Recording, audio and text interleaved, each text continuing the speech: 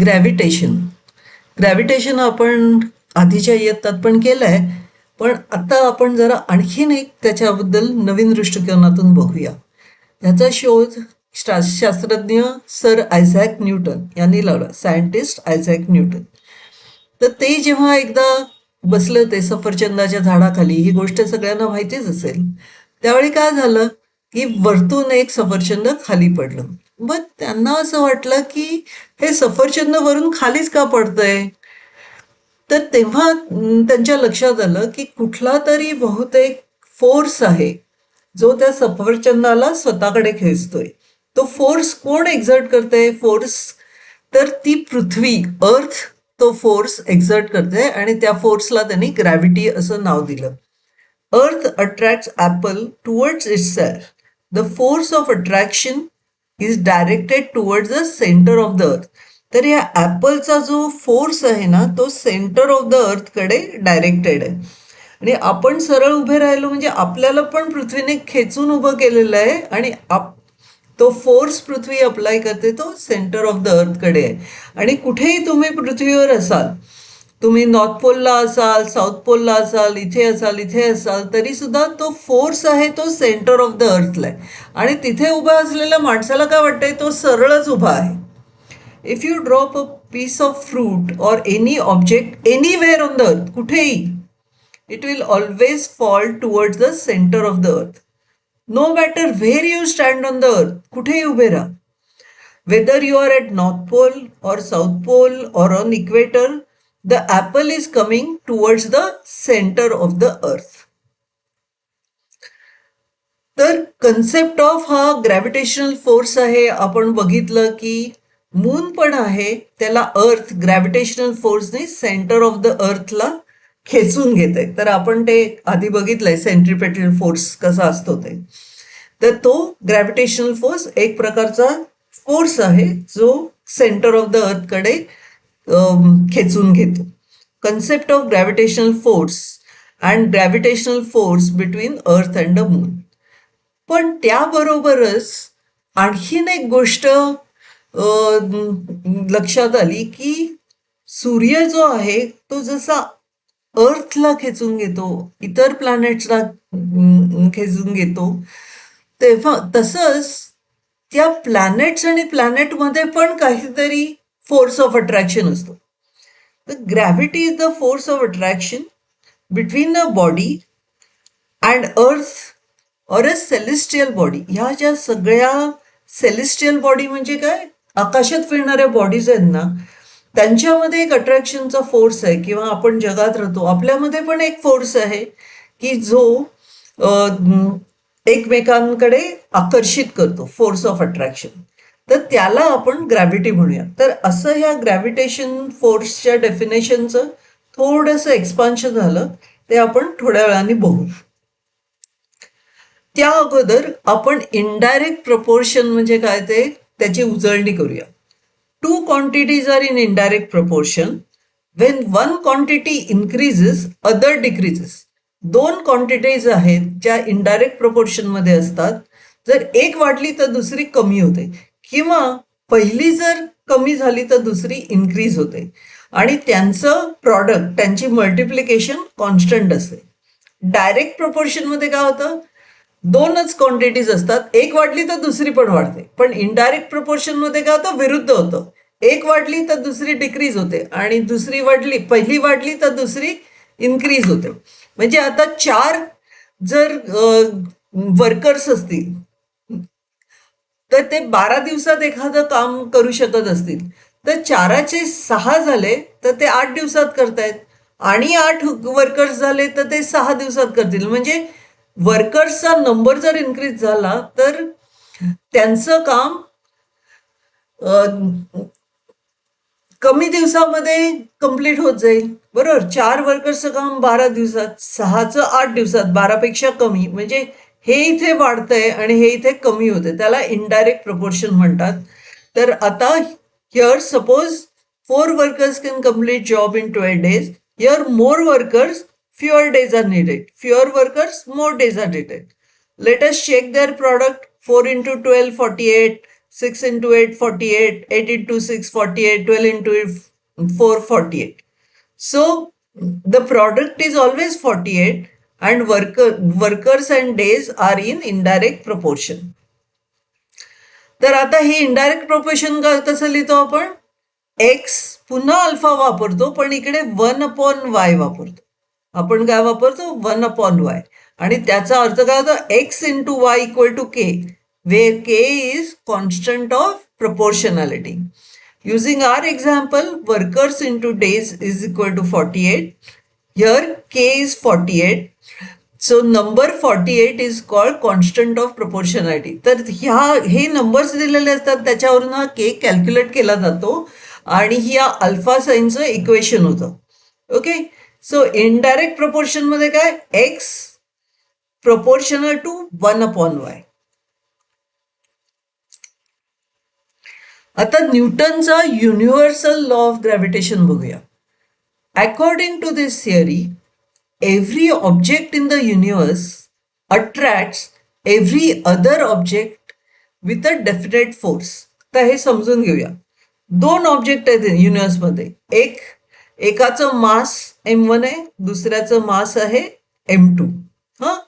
आणि ते एकमेकांना F नावाच्या फोर्सनी अट्रॅक्ट करतात. हा फोर्स सेमच आहे, फोर्स सेम आहे. आणि ह्या फोर्सला ते ग्रॅव्हिटी असं म्हणतात. ओके, ह्या दोघांमधला डिस्टन्स डी आहे. If two objects are spherical, the force between them is along the straight line joining the centres. तर दोन जर स्पिरिकल असतील, गोलाकार असतील, तर फोर्स कसा असतो? सेंटरमधून येतो तो फोर्स आणि स्ट्रेट लाईन मध्ये असतो.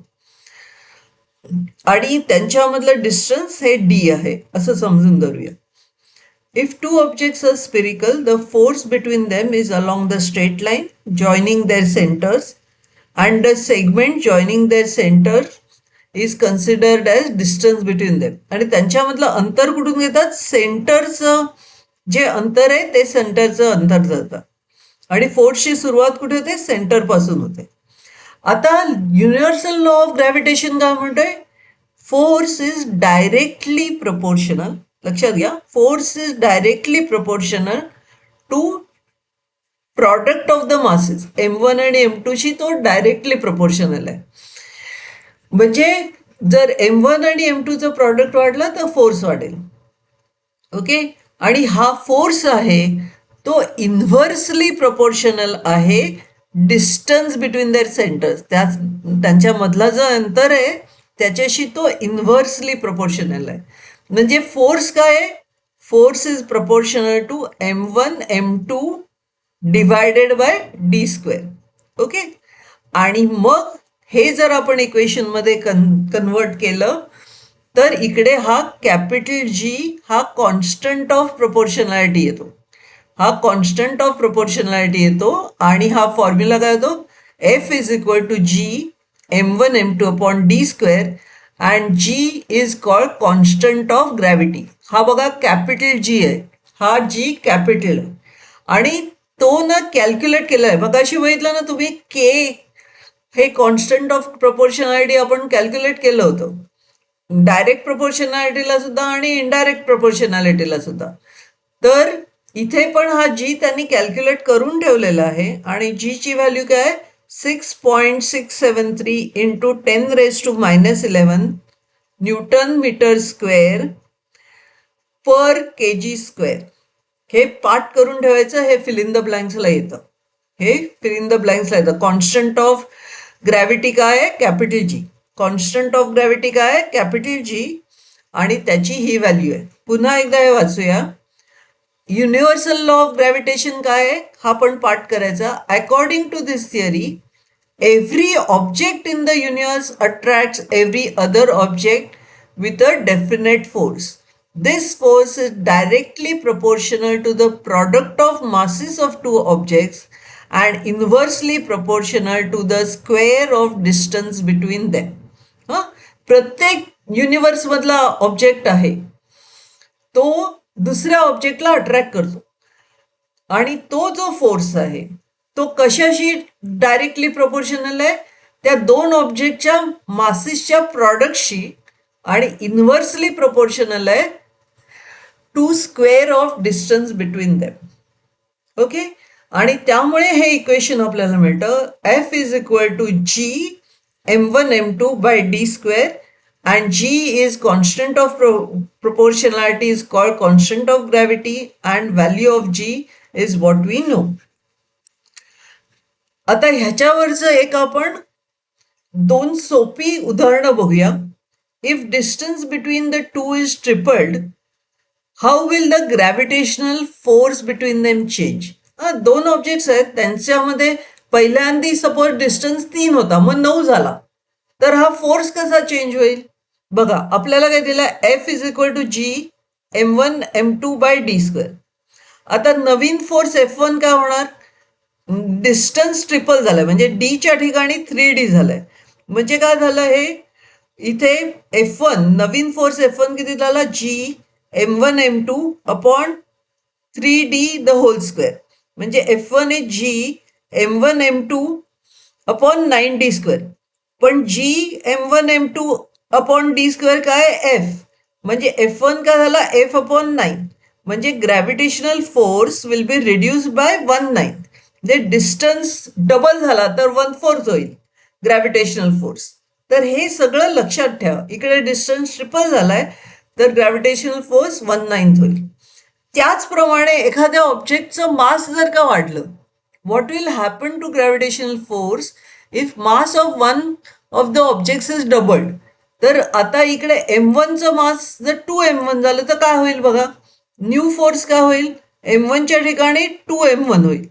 म्हणजे काय, इकडे जी m1 m2 upon D square म्हणजे काय झालं, एफ आपला. म्हणजे F1 is equal to 2f. The gravitational force will be doubled. तर मास डबल झालं कोणाचंही तर फोर्स डबल होतो.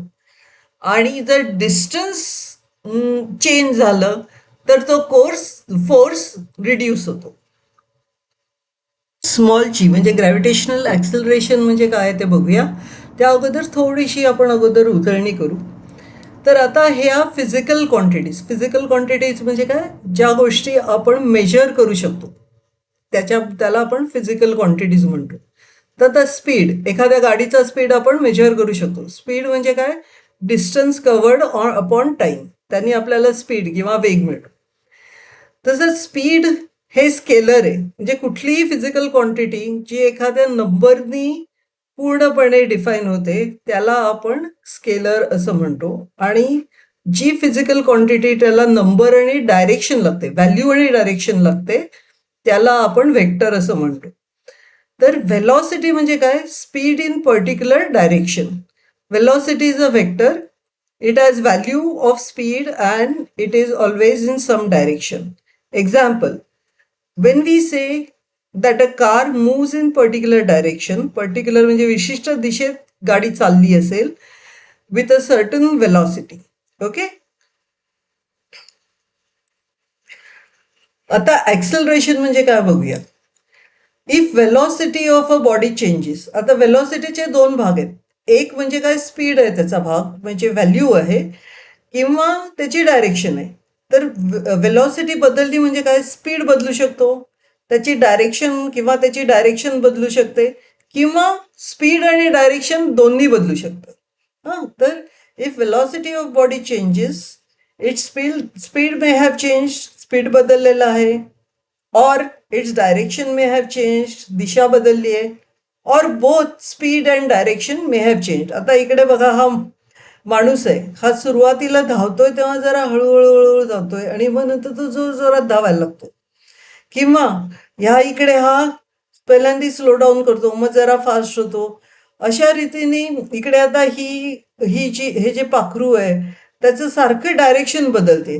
तर ह्या 3 गोष्टी जेव्हा होतात वेलॉसिटीच्या बाबतीत, तेव्हा आपण म्हणतो change in velocity, rate of change of velocity is called acceleration. तर ॲक्सिलरेशनचा अर्थ काय, the rate at which velocity of a body changes is called acceleration. Acceleration is a vector, कारण डायरेक्शनशी संबंधित आहे. So acceleration is change of velocity upon time. Speed काय, distance upon time आणि ऍक्सेलरेशन काय change in velocity upon time. Acceleration takes place when there is change in velocity which means speed and or direction.